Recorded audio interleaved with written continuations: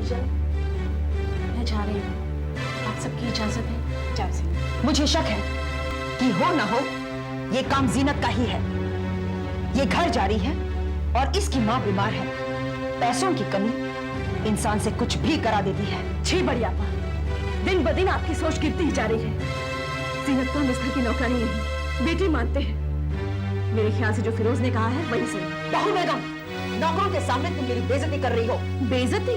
मतलब आपको इज्जत और बेइज्जती में फर्क मालूम है? पर क्या है ये तुम मुझे समझाओगे। लेकिन एक बात याद रखना, जिस दिन मुझे ये पता चल जाएगा कि मेरा हाल किसने चुराया, तब देखना मैं उसका और उसके हिमायती का वो हश्र करूंगी कि वो जिंदगी भर याद करेगा। जीनत, तुम चलो मेरे साथ। आपा, मैं तुम्हारे सामान की तलाशी लेना चाहती हूँ। भाभी जान, तुम चलो मेरे साथ। बड़ी आपा, चल मेरे साथ। भाभी जान, निकाल सामान, सामान निकाल।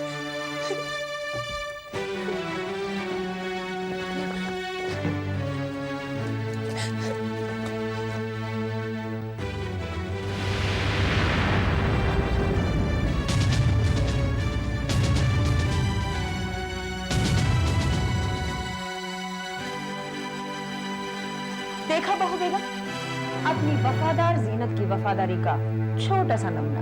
भाभी जान ये झूठ कह रही है, मैंने नहीं किया ये। भाभी जान खामोश! नमक हराम चोर कहीं की, बरसों से हमारी खाती आ रही है और हमारे साथ दगाबाजी की। बड़ी आपा, मैं आपकी सीरत से अच्छी तरह वाकिफ हो चुकी हूँ। इसमें भी आपकी कोई चाल है। अगर आपको इंतकाम ही लेना है तो आप मुझसे टकराइए ना। इस बेचारी गरीब लड़की को बदनाम करने से क्या फायदा?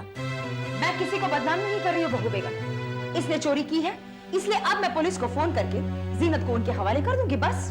भाभी जान, आज मैं आपको वो सब बात बताऊंगी जिसकी वजह से बड़ी अम्मा मेरे पीछे पड़ी है। क्या? कौन सी बात? भाभी जान, मुझसे एक गलती हो गई थी जिसकी वजह से बड़ी अम्मा मुझे धमकाती रहती है। कैसी गलती? बोलो। आयशा आपा जब घर छोड़कर चली गई, उससे पहले उनके लिए बैंक से जेवरात और पैसे मैं ही निकाल कर लाई थी।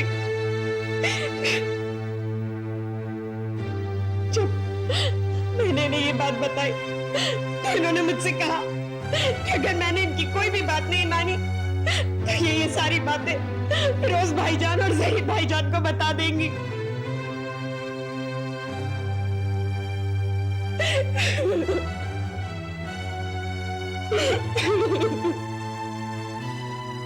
इसमें तुम्हारा क्या कसूर है जीनत? तुम तो इस घर की मुलाजिम हो। जो कुछ आयशा ने कहा तुमने किया। तुम्हें क्या पता था कि आयशा घर छोड़कर चली जाएगी? नहीं जीनत, तुम्हें किसी से डरने की कोई जरूरत नहीं है। भाभी जान, ये पैसे, मैं ये नौकरी छोड़कर जा रही हूँ ऐसे ही। हाँ हाँ, तुम्हें रुपयों की क्या जरूरत है? काफी बना लिए होंगे, इतनी छूट जो मिली थी।